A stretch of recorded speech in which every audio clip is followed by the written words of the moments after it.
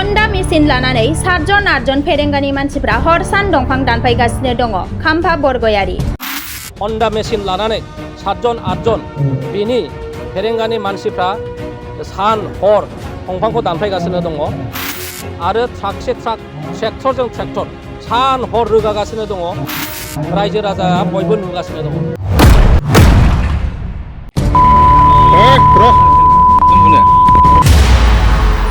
थारैनो नोंथांमोना थार आरो सैथो बाथ्राखौनो खोनादों। ट्रेक्टरजों ट्रेक्टर सान हर रोगागासिनो दङ। रायजो राजाया बयबो नुगासिनो दङ।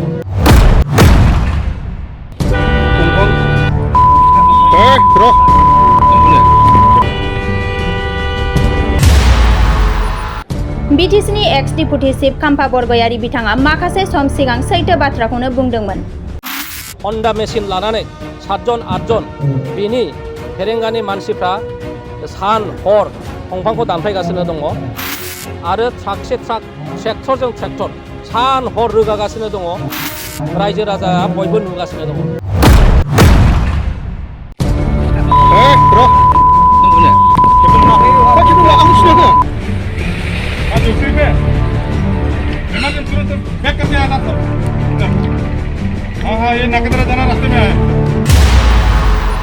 इएम रन्जित बसुमतारिया हाग्राखौ रैखा खालामनो नागिरदोंना फोजोबनो नागिरदों, बियो रायजोनि गेजेराव गेदेरथार सोंथि।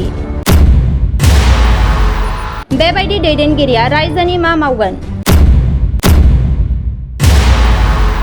बिटिआरनि गाहाय खुंगिरि प्रमद बर'निफ्राय फिनजाथाय होनायखौ दासिमबो रायजोफोरा नुनो मोनाखै। थार फिननायखौ रायजोफोरा हास्थायदों।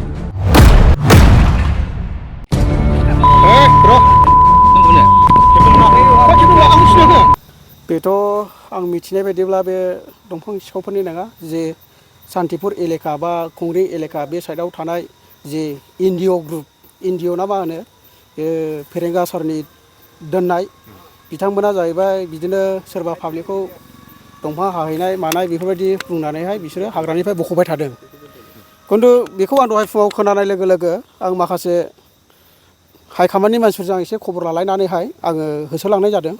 ओमफ्राय बेजों लोगोसे बिसिनाव आङो फोरमान प्रुफ बिदोंमोन, बिथांमोना होनो हायाखै। थारमाने आङो जे गोबोरखि बाजाराव थांदोंमोन, बे बाजाराव थांनाय लोगो लोगो आङो सासे मानसिखौ आं लोगो मोनहैदों। लोगो मोनहैनानै आं सोंदों, बिथांमोना जाहैबाय बेबायदिनो मा होनो हन्डा सोनानै लेबार बाहायनानै हाहोनानै ओमफ्राय सिखाव हानाय होननानैहाय बिसोरो हाग्रायाव दिखोनानै लानानै फैयो। बेबायदि आं अनेक बार एनजिअनि मानसिफ्रा बेबायदि दा खोनानाय बायदिब्ला बेबायदि माबा हाबाफारिया सानबेसेनो जाबाय थादोंमोन?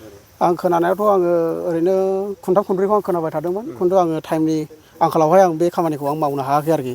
ओरैनोथ' जोङो माबा ससियेल वार्कार हिसाबै आंबो सासे दङ, जेनेबा काजलगाव साब डिभिसनाव, आरो आंनि गोजौआव दंबावो सारमोन, बिथांमोनाबो दा बाइट होगोन।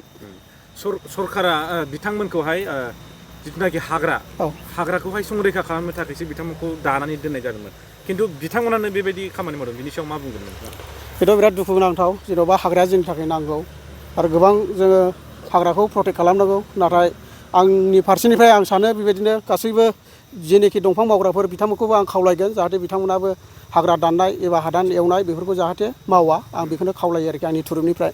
बिथांमोना जेरै दंफां जब्द खालामनो हादों, बेनि गेजेराव माबायदि मोनसे गारिनि जब्द खालामनो हाखो? ओरैनोथ' 8 खानमोन ट्रेक्टरा, खिन्थु माखासे मानसिफ्रा आं जब्द खालामनायाव आंजोंहाय माखासे गार्ड गैयि हिसाबै आं लाखिजोबनो हायाखै। खिन्थु माखासे मबाइलनि गेजेरजों जोङो भिडिअ खालामनानै लानाय दङ, नोंथांमोननो बेखौ होनाय जागोन।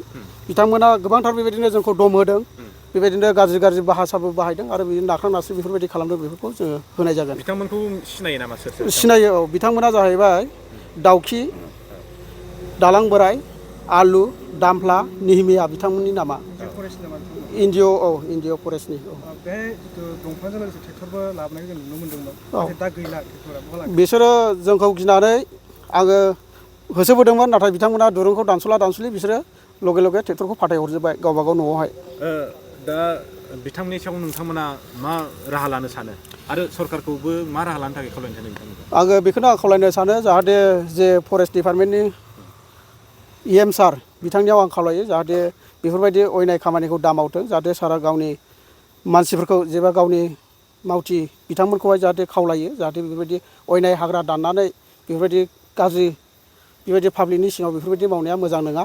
थारमाने आं बेखौ खावलायो आरोखि सरकारनिफ्राय मा मा दंफां दं दिनै बेयावहाय दंफांखौ आंबोथ' दंफां मावग्रा नङा एसेबां आंबो बारा मिथिया ओरैनो खोनानायाव बिदिनो लालि सेरफां बायदि बायदि दंफांफोर दं होननानै आं मिथिनो मोननाय जादों बेसेबांसोनि मुल्यनि जानाय ओरैनोथ' गैयाब्लाबो थांगोन बियो मथा मथि 12 लाखसोनि थांगोन गासै औ जोङो बेवहाय माखासे दंफांफोरखौ नुनो मोन्दों माबा हाब्रु फुनलाबायनाय बे मानि थाखाय थारमाने सिखावखौ हमग्राया सिखावनिफ्राय एसे सालुसिन जानांगौ नालाय बेनि थाखायनो बिथांमोना मा खालामो हाग्रायाव हाहोनानै हाब्रु फुननानै जाहाथे बेखौ फुराना माल होननानै लाबोनाय बेबायदि सिस्टेमै बिथांमोना लाबोदों बिथांमोना गावसोरनो हायो ना सोरखौबा लेबार बिथांमोना लेबार सोयो लेबारखौबो आं दहाय गोबोरखि बाजारावहाय लोगो मोननानै आं सावरायनाय जादों लेबारफ्रा खोन्थाखादों औ लेबारफ्रा खोन्थाखानायखा आंनि मिथिनाय बायदिब्ला बिसोरो थारैनो माबायदि जायगानि जानो हागौ जेनेबा लकेलनि बिसोरो बायजोनि लकेलनिनो बिसोरो एनजिअफ्राथ' सान्तिपुर एलेखा खुंग्रिं एलेखा बेखिनिनिनो